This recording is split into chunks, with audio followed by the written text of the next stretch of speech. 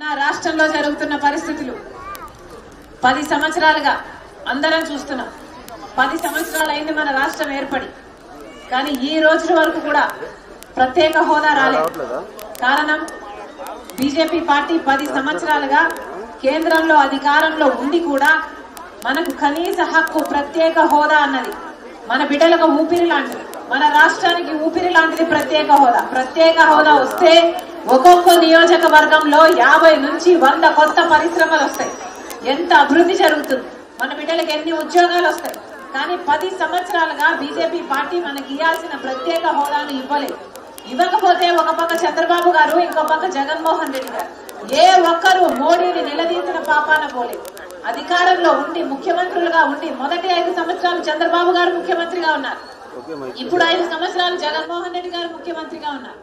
ముఖ్యమంత్రి హోదాలలో ఏ ఒక్కరు కూడా ప్రత్యేక హోదా కోసం ఒక్క నిజమైన ఉద్యమం కూడా చేయలేదు.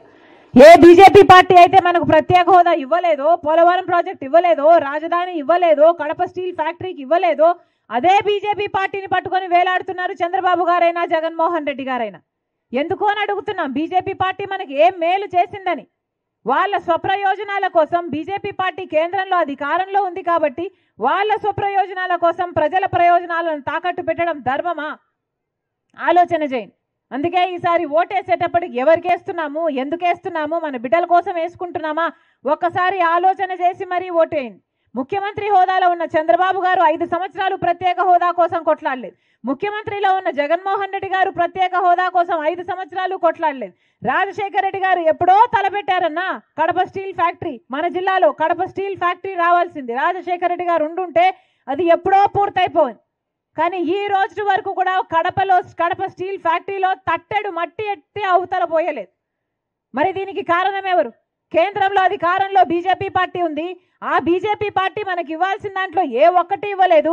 అయినా కూడా అదే బీజేపీ పార్టీకి పొత్తులు పెట్టుకొని వ్యవహరిస్తున్నారు చంద్రబాబు గారైనా జగన్మోహన్ రెడ్డి గారైనా. ఇద్దరికి బీజేపీ పార్టీ కావాలట, ఇద్దరికి మోడీయే కావాలట. మన రాష్ట్రంలో ఒక ట్రయాంగిల్ లవ్ స్టోరీ నడుస్తుంది. అర్థమవుతుందా అన్న? అర్థమవుతుందా? ఎందుకని? బీజేపీ పార్టీ మనకి ఏం చేసిందని. పోనీ ఇంతమంది బిడ్డలు ఉన్నారు ఇక్కడ, కనీసం మాకు ఇది ఒక రాజధాని ఉంది అని చెప్పుకునేటట్టు ఉందా? ఏమన్నా ఒక రాజధాని ఉందా మనకు? 10 సంవత్సరాలు అయిందన్న రాష్ట్రం ఏర్పడి ఈ రోజు వరకు ఒక్క రాజధాని కూడా లేకపోయే. ఏమనాలి? చంద్రబాబు గారేమో అమరావతి అన్నారు, సింగపూర్ను తలపిస్తానన్నాడు, అమరావతిని కాస్త భ్రమరావతిని చేశాడు, ఒక్క పర్మనెంట్ బిల్డింగ్ కూడా కట్టలేదు. జగన్మోహన్ రెడ్డి గారేమో 3 రాజధానులు కడతానన్నాడు. 3 రాజధానిలో కనీసం ఒకటైనా అయిందంటే ఒక్కటి కూడా కాలేదు.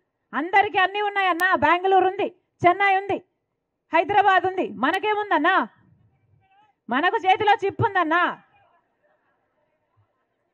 మనకు సింగపూర్ లేదు, వాషింగ్టన్ లేదు, న్యూఢిల్లీ లేదు. మనకు చేతిలో ఉన్నది చిప్ప, నెత్తి మీద కుచ్చు టోపీ ఉంది, అదే ఉంది. 10 సంవత్సరాలు అయింది. మన బిడ్డలు ఉద్యోగాల కోసం ఎక్కడికి పోవాలి? 10 సంవత్సరాలు అయింది. 10 సంవత్సరాలలో కనీసం పట్టుమని కొత్త 10 పరిశ్రమలైనా వచ్చాయా? మరి రాకపోతే మన బిడ్డలకు ఉద్యోగాలు ఎక్కడి నుంచి వస్తాయి? ఉద్యోగాలు ఎక్కడ చేసుకోవాలి? ఆఖరికి చిన్న ఉద్యోగాలు చేసుకుంటున్నారు. ఈరోజు 8,000కు 10,000కు చిన్న ఉద్యోగాలు చేసుకుంటున్నారు. ఆఖరికి ఎలా తయారవుతుందంటే మన రాష్ట్రంలో అసలు ఉద్యోగాలే దొరకక మన బిడ్డలంతా వలసపోతే మన రాష్ట్రంలో అసలు యువతే లేని రాష్ట్రంగా తయారవుతుంది. ఇదేనా కావాల్సింది మనకు? అందుకే ఓటేసేటప్పుడు ఒక్కసారి ఆలోచన చేయండి. రాజశేఖర రెడ్డి గారి కొడుకు జగన్మోహన్ రెడ్డి గారు రైతులు ఎంత బ్రహ్మాండంగా చూసుకున్నాడు రాజశేఖర రెడ్డి గారు. మరి జగన్మోహన్ రెడ్డి గారు ఏం చేశారు? కనీసం డ్రిప్ మీద సబ్సిడీ ఉందా? పంట నష్టపోతే పంట నష్టపరిహారం ఉందా? రాజశేఖర రెడ్డి గారు రుణమాఫీ చేశాడు. రాజశేఖర రెడ్డి గారు ఇన్పుట్ సబ్సిడీ, ఎరువుల మీద సబ్సిడీ, విత్తనాల మీద సబ్సిడీ, యంత్రాల మీద సబ్సిడీ ఎన్ని చేశాడు రాజశేఖర రెడ్డి గారు. జగన్మోహన్ రెడ్డి గారు ఇలాగే మైకు పట్టుకొని 5 సంవత్సరాల క్రితం ప్రతి సంవత్సరము 3,000 కోట్ల రూపాయలు రైతుల కోసం పక్కన పెడతాను ధర స్థిరీకరణ నిధి కోసము అని చెప్పాడు. ఒక్క సంవత్సరమైనా 3,000 కోట్లు పక్కన పెట్టాడా మద్దతు ధర కోసం జగన్మోహన్ రెడ్డి గారు? 4,000 కోట్ల రూపాయలు ప్రతి సంవత్సరము పంట నష్టపోతే రైతుల కోసం పక్కన పెడతానన్నాడు జగన్మోహన్ రెడ్డి గారు. ఒక్క సంవత్సరమైనా పంట నష్టపోతే అన్నా ఇదిగో తీసుకో అని ఇచ్చాడా జగన్మోహన్ రెడ్డి గారు? పక్కన రాజోలి ప్రాజెక్ట్ ఉంది, ఏమైందన్నా? రాజశేఖర రెడ్డి గారి శంకుస్థాపన చేసిన ప్రాజెక్ట్ జగన్మోహన్ రెడ్డి గారు వచ్చి శంకుస్థాపన చేసి నేను పూర్తి చేస్తాను నాన్న తలపెట్టిన ప్రాజెక్ట్ అని చెప్పిన వాడు 5 సంవత్సరాలు అయింది. కనీసం తట్టడు మట్టి తీసి అవతల పోసిన పాపాన పోలేదు. మరి వీళ్ళ రాజశేఖర రెడ్డి గారి ఆశయాలను నిలబెట్టలేదు. ఆలోచన చేయండి. బిడ్డల ఉద్యోగాలు ఏం చెప్పాడు జగన్మోహన్ రెడ్డి గారు? సంక్రాంతి వచ్చినప్పుడల్లా జాబ్ క్యాలెండర్ వస్తుంది అన్నాడు. ఎన్ని సంక్రాంతులు వచ్చాయి జగన్మోహన్ రెడ్డి గారు ముఖ్యమంత్రి అయ్యాక? 5 సంక్రాంతులు వచ్చాయి, 5 సంక్రాంతులు పోయాయి. ఎన్ని జాబ్ క్యాలెండర్లు వచ్చాయి? ఒక్కటి కూడా రాలేదు. మరి బిడ్డలకు ప్రైవేట్ పరంగా ఉద్యోగాలు లేవు, ప్రభుత్వ పరంగా ఉద్యోగాలు లేవు. మరి బిడ్డలంతా ఏం కావాలి? బిడ్డలంతా ఏం చేసుకోవాలి? ఈరోజు మద్యానికి బానిస అవుతున్నారు, డ్రగ్స్కు బానిసలు అవుతున్నారు. బిడ్డల భవిష్యత్తు ఏం కాను? ఆలోచన చేయండి. జగన్మోహన్ రెడ్డి గారు మద్యం అంటే గుర్తొచ్చింది.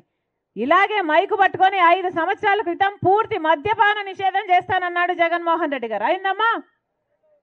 అయిందన్నా? పూర్తి మద్యపాన నిషేధం కాలేదు కదా. ఈరోజు సర్కారే, జగన్మోహన్ రెడ్డి గారి సర్కారే మద్యం అమ్ముతుంది. ఇక్కడ అమ్ముతున్న మద్యం ఎక్కడా అమ్మటం లేదన్నా, మనకే స్పెషల్. భూమట 3 క్యాపిటల్ అట, డిఎస్సి అట, స్పెషల్ స్టేటస్ అట. ఎక్కడా లేవు ఈ ప్రపంచంలో, మన దగ్గరే ఉన్నాయి, మన దగ్గర మాత్రమే ఉన్నాయి. ఈ నాసి రకం మందు తాగి మన రాష్ట్రంలో పక్క రాష్ట్రాల కంటే 25% మంది ఎక్కువ చచ్చిపోతున్నారు. లివరు, కిడ్నీలు చెడిపోయి. ఎవరు పట్టించుకుంటున్నారన్నా? ఎక్కడ చూసినా ల్యాండ్ మాఫియాలు, శాండ్ మాఫియాలు. ఏది సరిపోకపోతే ఇక లిక్కర్ మాఫియా, కంటైనర్లలో డ్రగ్స్ వస్తున్నాయి. ఏం చెప్పుకోవాలి మరి? ఎవరికి చెప్పుకోవాలి? ఇవన్నీ సరిపోలేదని ఇప్పుడు కొత్తగా హత్య రాజకీయాలకు కూడా తెరలేపారు జగన్మోహన్ రెడ్డి గారు. చచ్చిపోయింది సొంత చిన్నాన గొడ్డలి వేట్లకు 7 సార్లు నరికి ఘోరంగా క్రూరంగా వివేకానంద రెడ్డి గారిని చంపేసిన వాళ్ళు ఆ రోజు ఎవరో మాకు తెలియదు. కానీ ఈరోజు సిబిఐ కనుక్కొని సాక్ష్యాలు, ఆధారాలు అన్నీ చూపుతూ చంపేసింది అవినాష్ రెడ్డి గారే అని, చంపించింది అవినాష్ రెడ్డి గారని అక్యూజ్డ్గా చేర్చిన మనిషి అవినాష్ రెడ్డి గారిని. కానీ 5 సంవత్సరాలుగా జగన్మోహన్ రెడ్డి గారు అదే అవినాష్ రెడ్డి గారిని కాపాడుకుంటూ వచ్చారు. ఎందుకు భయపడుతున్నారు జగన్మోహన్ రెడ్డి గారు? 5 సంవత్సరాలుగా ఒక పెద్ద మనిషికి న్యాయమే జరగలేదు. అది కూడా ఎవరన్నా? రాజశేఖర రెడ్డి గారి తమ్ముడు, 2 సార్లు ముఖ్యమంత్రిగా గెలిచిన రాజశేఖర రెడ్డి గారి తమ్ముడు అంత ఘోరంగా చంపేస్తే కనీసం ఆయన విషయంలో అయినా న్యాయం చేయాలని తట్టలేదు జగన్మోహన్ రెడ్డి గారికి. ఇది ఘోరము, ఇది క్రూరము కాకపోతే మరి ఏమిటి అని అడుగుతున్నాం. ఈ రోజు వరకు కూడా వివేకానంద రెడ్డి బిడ్డ న్యాయం కోసం తట్టని తలుపు లేదు, ఎక్కని కోర్టు మెట్టు లేదు. ఈ రోజు వరకు 5 సంవత్సరాలైంది వివేకానంద రెడ్డి గారి రక్తము ఈ నేల మీద న్యాయం కోసం ఘోషిస్తూనే ఉంది. ఎవరు చేశారు ఆయనకు న్యాయం? సాక్షాత్తు ముఖ్యమంత్రి స్థానంలో ఉన్న జగన్మోహన్ రెడ్డి గారే అధికారాన్ని అడ్డేసి సిబిఐ అరెస్ట్ చేయడానికి వస్తే అవినాష్ రెడ్డిని కర్నూలులో 3 రోజుల పాటు సతాయించారు. పోలీసులను పెట్టారు, గుండాలను పెట్టారు, మూకలను పెట్టారు. అరెస్ట్ చేయడానికి వీల్లేదని లా అండ్ ఆర్డర్ ప్రాబ్లం సృష్టించి సిబిఐని వెనక్కి పంపించారు. అంత అధికారాన్ని వాడి దుర్వినియోగం చేసి అవినాష్ రెడ్డిని కాపాడాల్సిన అవసరం జగన్మోహన్ రెడ్డి గారికి ఏముంది? ఈ రోజు వరకు ప్రజలకు సమాధానం చెప్పలేదు. అంత క్రూరంగా ఘోరంగా గొడ్డలి వేట్లకు నరుకుతే వివేకానంద రెడ్డి గారి ఎంకలు కనిపిస్తున్నాయంట, ఆయన మెదడు బయటకు వచ్చిందట, ఇల్లంతా రక్తమే ఉందట. అలాంటిది సాక్షి ఛానల్లో మాత్రం హార్ట్ అటాక్ అని ఎందుకు చెప్పారు అని జగన్మోహన్ రెడ్డి గారు ఈ రోజు వరకు కడప జిల్లా ప్రజలకు సమాధానం చెప్పలేదు. చంద్రబాబు గారేమో ముఖ్యమంత్రిగా ఉన్నప్పుడు చంద్రబాబు గారు సంపించారు, సిబిఐ ఎంక్వైరీ కావాలి అని కోరిన జగన్మోహన్ రెడ్డి గారు ఆయన ముఖ్యమంత్రి అయినాక సిబిఐ ఎంక్వైరీ వద్దన్నాడు. ఎందుకు అని ఈ రోజు వరకు సమాధానం చెప్పలేదు జగన్మోహన్ రెడ్డి గారు. జగన్మోహన్ రెడ్డి గారికి దాచుకోవడానికి ఏమీ లేకపోతే, భయపడడానికి ఏమీ లేకపోతే, రహస్యాలు ఏమీ లేకపోతే సిబిఐ ఎంక్వైరీ చేసుకుంటే, ఇంకో ఎంక్వైరీ చేసుకుంటే 5 సంవత్సరాలు కాపాడడం ఒక ఎత్తు అయితే ఈరోజు మళ్ళీ అదే అవినాష్ రెడ్డిని పోటీకి నిలబెట్టాడు జగన్మోహన్ రెడ్డి గారు. అంటే ఏం చెప్పదలుచుకున్నారు? మళ్ళీ హత్య చేయించిన వాళ్ళే అధికారంలోకి రావాలి, మళ్ళీ ఆ అధికారాన్ని తప్పించుకోవడానికి వాడుకోవాలి, మళ్ళీ హత్య చేయించిన వాళ్ళే చట్టసభలకు వెళ్ళాలి. ఇది అన్యాయం అవునని నాకు అనిపించింది కాబట్టే ఈరోజు రాజశేఖర రెడ్డి బిడ్డ పోటీకి నిలబడింది. అన్నా నేను రాజశేఖర రెడ్డి బిడ్డను, ఇదే జగన్మోహన్ రెడ్డి గారి కోసం 3200 కిలోమీటర్లు పాదయాత్ర చేసిన చెల్లెల్ని నేను. కానీ ఇదే చెల్లెలు ఈరోజు ఎదురు నిలబడుతుంది అంటే ఇది అన్యాయం కాబట్టి, వివేకానంద రెడ్డి గారికి న్యాయం చేయాల్సిన అవసరం ఉంది కాబట్టి రాజశేఖర రెడ్డి బిడ్డ పట్టుదలగా నిలబడింది. అన్యాయం జరిగితే సహించేది కాదు రాజశేఖర రెడ్డి బిడ్డ, దేనికి భయపడేది కాదు రాజశేఖర రెడ్డి బిడ్డ. రాజశేఖర రెడ్డి బిడ్డను నేను ఆ నమ్మకంతోనే నిలబడ్డాను. అన్నా మీ చేతుల్లో న్యాయం ఉంది, ప్రజా కోర్టులో ప్రజా తీర్పు ఇవ్వాలని రాజశేఖర రెడ్డి బిడ్డ, వివేకానంద రెడ్డి బిడ్డ మీ కొంగు చాచి న్యాయం కోసం అర్థిస్తున్నారు. ప్రతి ఒక్కరూ ఆలోచన చేయాల్సిన అవసరం ఉంది. వివేకానంద రెడ్డి గారికి న్యాయం జరగాలి, ఆయన కుటుంబానికి న్యాయం జరగాలి. మరొక్కసారి రాజశేఖర రెడ్డి బిడ్డ మాటిస్తుంది, నన్ను ఎంపీగా గెలిపించండి. ఈ రాజశేఖర రెడ్డి బిడ్డ మీ బిడ్డ అవుతుంది. ఈ రాజశేఖర రెడ్డి బిడ్డ మీ బలం అవుతుంది. ఈ రాజశేఖర రెడ్డి బిడ్డ మీ గొంతు అవుతుంది, మీకోసం కొట్లాడుతుంది. ఈ రాజశేఖర రెడ్డి బిడ్డను గెలిపించండి. ఇక్కడనే బతుకుతుంది. ఈ గడ్డ బిడ్డల కోసమే తన జీవితాన్ని అంకితం చేస్తుంది. మరొక్కసారి అన్న, ఒకవైపు రాజశేఖర రెడ్డి బిడ్డ నిలబడింది, ఇంకోవైపు రాజశేఖర రెడ్డి గారి తమ్ముడు అవినాష్ రెడ్డిని హత్య చేయించిన అవినాష్ రెడ్డి గారు వివేకానంద రెడ్డి గారిని హత్య చేసిన అవినాష్ రెడ్డి గారు నిలబడ్డారు. మీకు ఎంపీగా రాజశేఖర రెడ్డి బిడ్డ కావాలో లేకపోతే వివేకానంద రెడ్డి గారిని హత్య చేయించిన అవినాష్ రెడ్డి గారు కావాలో మీరు నిర్ణయించుకోవాల్సిన సమయం వచ్చింది.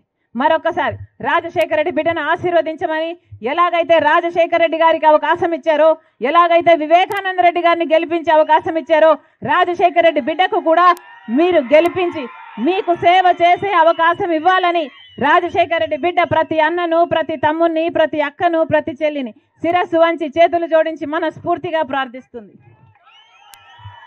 జోహార్ వైఎస్ఆర్, జోహార్ వైఎస్ఆర్, జోహార్ వైఎస్ఆర్.